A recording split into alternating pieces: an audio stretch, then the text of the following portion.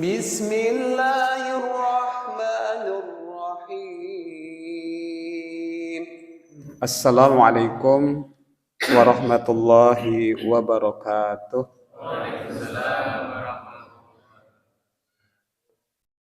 Innal hamdalillah nahmaduhu wa nasta'inuhu wa nastaghfiruh wa na'udzu billahi min shururi anfusina wa min sayyiati a'malina. May yahdihillahu fala mudhillalah wa may yudlil fala hadiyalah. Asyhadu an la ilaha illallah wahdahu la syarikalah wa asyhadu anna Muhammadan abduhu wa rasuluh. Allahumma shalli ala Muhammad wa ala alihi wa ashabihi wa man tabi'ahum bi ihsan ila yaumil amma ba'd. Jamaah salat Isya dan insyaallah salat tarawih yang semoga dirahmati Allah.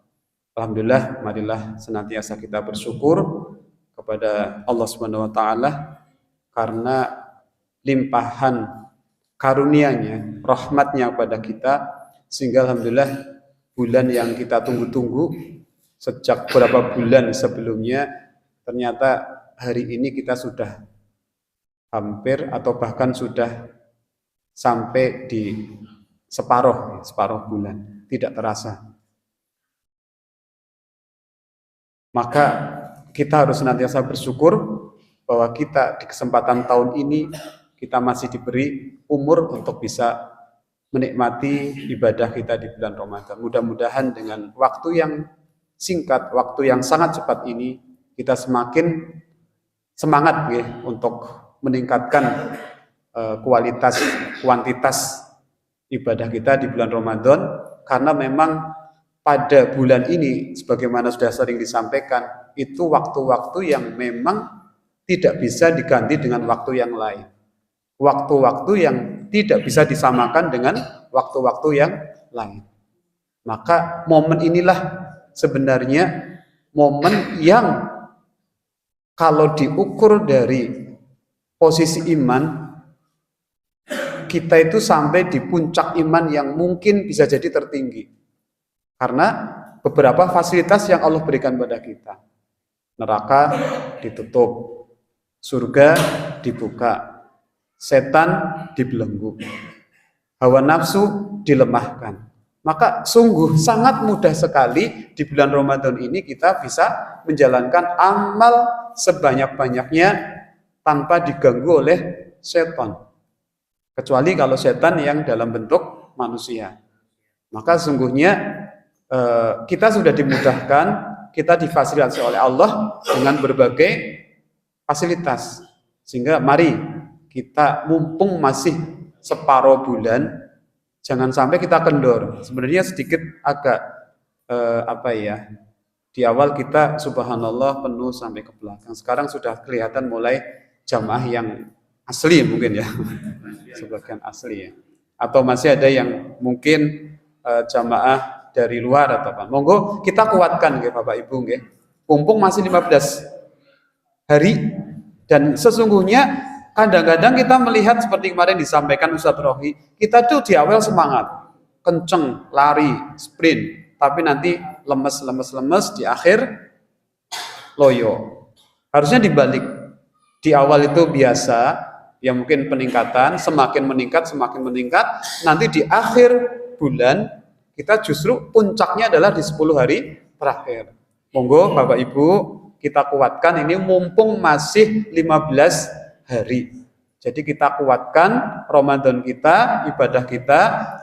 Syukur-syukur kita semakin meramaikan, apalagi di 10 hari terakhir. Jangan sampai kita kalah dengan anak-anak ya Bapak Ibu nggih.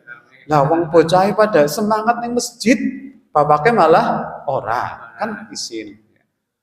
Coba nanti kita lihat 10 hari terakhir, justru yang ramai itu anak-anak. Lah anak-anak kalau dibiarkan, ya jenenge bocah ya pelayon. Jenenge bocah ya rame.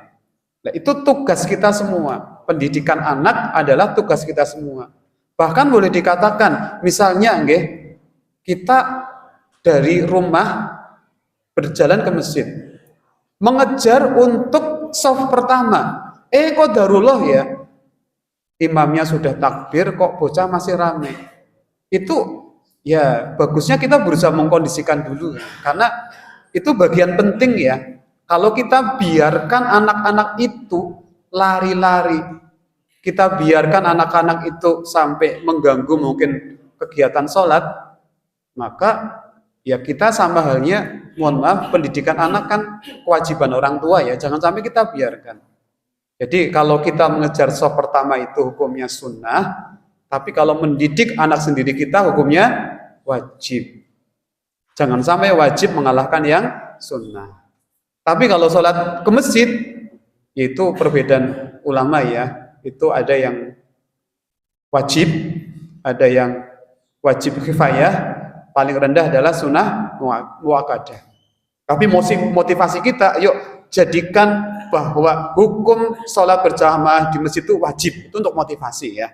Motivasi, silahkan Bapak Ibu kita ramaikan, apalagi kita punya anak-anak ya di masjid kita, supaya kita kondisikan terlebih dahulu, apalagi anak-anak yang sudah mulai masuk usia balik mungkin 7 tahun. Kita tahu kan kalau 7 tahun dia nggak mau sholat, boleh di pukulan pendidikan ya, jangan bukan pukulan. Ya kalau orang-orang dulu sih keren ya, kalau mau tidur anaknya membangun anak kan dicipreti. Tapi kalau bapak-bapak ustadz saya dulu tidak hanya dicipreti, balang seret di sana.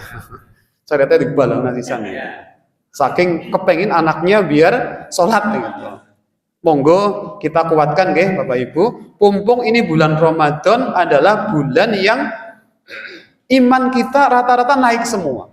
Rata-rata nggih. Jadi kita bayangkan coba, Rasulullah itu menjumpai bulan Ramadan berapa tahun? Menjalankan ibadah puasa itu berapa tahun? 9 kali, 9 tahun. Di awal beliau itu beribadah di bulan puasa, menjumpai Ramadan, ternyata ada kewajiban yang luar biasa. Apa? Terjadi peristiwa yang mana peristiwa yang besar, yang itu menunjukkan kekuatan kaum muslimin dari sisi imannya, yaitu perang Badar. Tujuannya tadi nggak perang, Pak. Beliau itu tujuannya hanya menghalau, mencegah kafilah dagang orang-orang Quraisy. Tujuannya nggak perang. Jadi membawa pasukan yang dikatakan jumlahnya hanya 313 atau ada yang mengatakan 317. Itu berangkat menuju Badar untuk menghalau kafilah dagang orang Quraisy. Dan ya namanya bukan perang kan, perlengkapannya seadanya ya. Bahkan dikatakan hanya ada berapa ekor unta saja, yang lain jalan kaki. 70 kalau tidak salah, 70 unta, yang lain yang berarti sisanya 200 lebih ya, itu jalan kaki. Dalam perjalanan yang sangat jauh. Di bulan puasa. Dan tetap puasa. Maka tidak ada alasan kita pekerjaan berat, lagi perang di puasa. Nah sampai di sana, kabar datangnya Nabi ke Badar itu terdengar oleh orang Quraisy. Nah, orang Quraisy menganggap bahwa itu mau perang. Akhirnya apa? Persiapan Abu Sofyan dan kawan-kawan itu perang betul. Sampai dikumpulkan lebih dari 1.000 orang. Datang ke Badar dengan perlengkapan senjata yang lengkap. Karena siap perang. Yang dihadapi Nabi yang hanya 300 orang. Dengan perlengkapan seadanya. Ini kalau bukan kekuatan iman, kita sudah lari. Dan saat itulah Nabi itu biasanya memberikan instruksi, tapi beliau mengumpulkan dulu sahabat-sahabatnya. Gimana nih? Bahasanya rapat darurat gitu.